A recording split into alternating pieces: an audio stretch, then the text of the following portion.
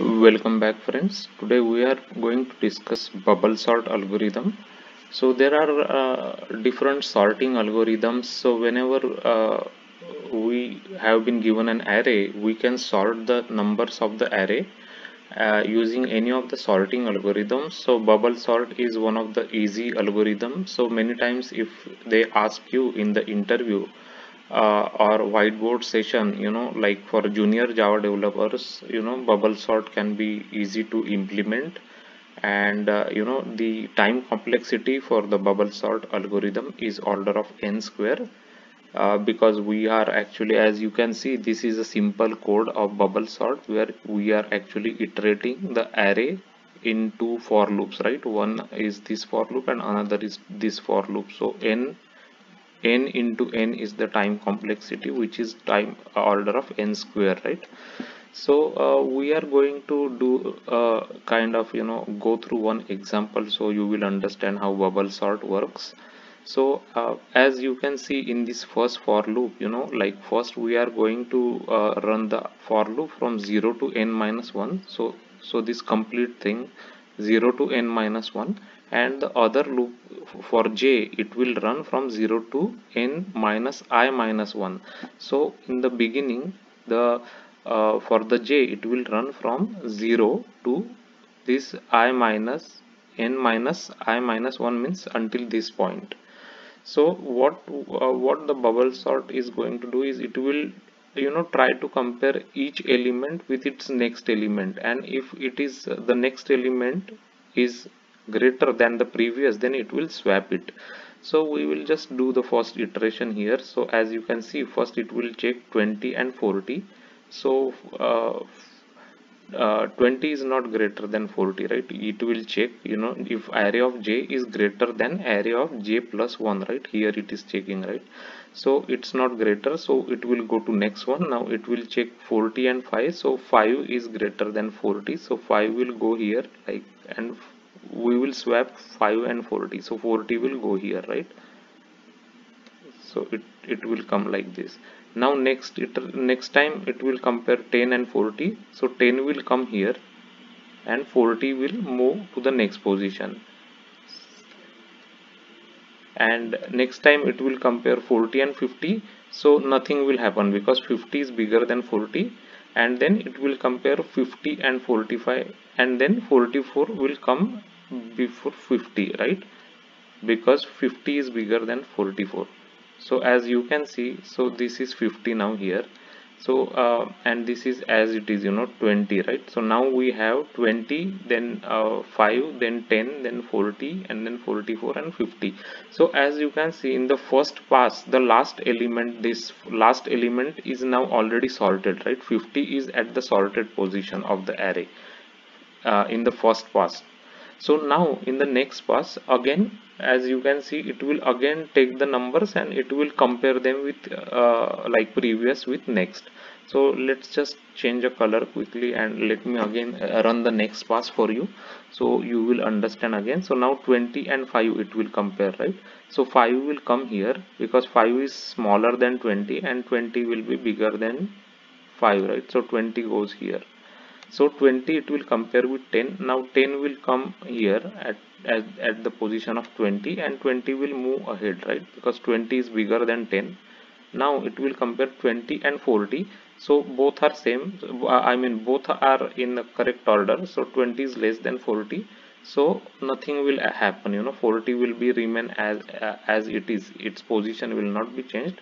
Then it will come at 44. 44 also it will just be as it is, because it is like greater than 40.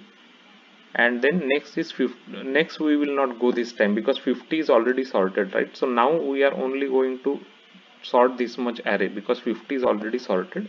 And now as you can see, now 44 again reached its sorted position, right? Now already it is now sorted.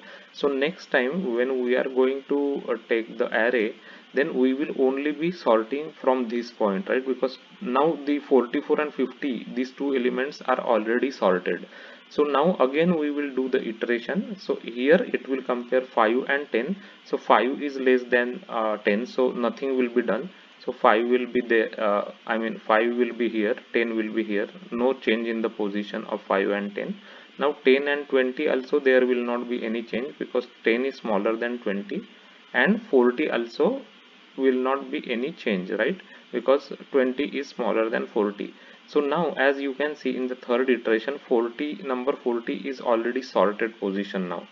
So similarly, if you keep, like, we will keep going on, and at the end we will get the sorted array, right? 5, 10, 20, 40, 44 and 50. So that sorted array we will get, and as you can see the array size will get reduced. So now it will get reduced by 1 again, and it will get reduced by 1 again in the next iteration. So that's how the bubble sort works, and it is called as bubble sort because it is kind of, you know, the heavy element, it is kind of a go at the end basically first. So 50 is, you can say, kind of a heavy element, it goes first at the end, then 44 is the next heavy element, it goes next, then 40 is the next heavy element, it goes next. So that's how we can sort the array using bubble sort. So the implementation I have given here.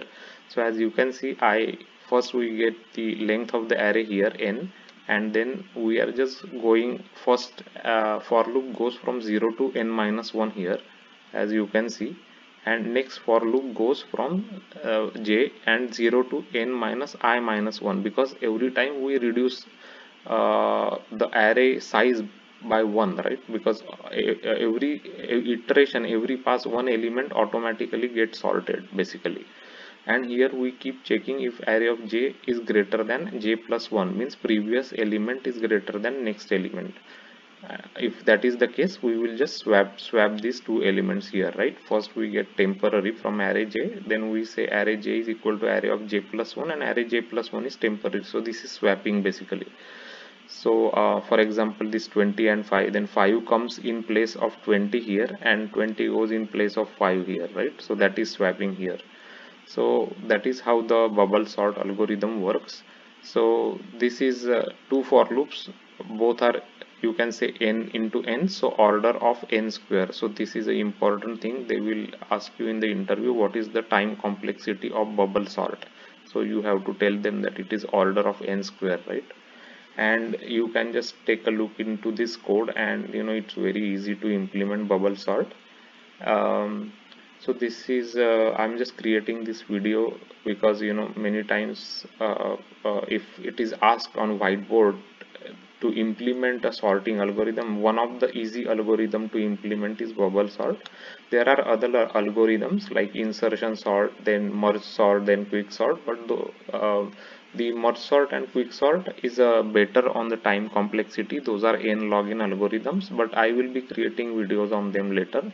But for now, I'm just wanted to, you know, discuss the bubble sort in this session. So I hope this helps you, like this example, you know, we demonstrated how the bubble sort works, and how in each pass it, you know, sorts out one element one by one, and at the end all the array is sorted basically. So there is, in this implementation, the space complexity is order of 1, right, because we are not using any kind of a different array or any different data structure to hold any data, right? So space complexity is order of 1 and time complexity is order of n square. So as you know, I often create videos related to Java J2E technology and data structures algorithms. So please subscribe to the channel and hit the like button. Thanks for watching the video.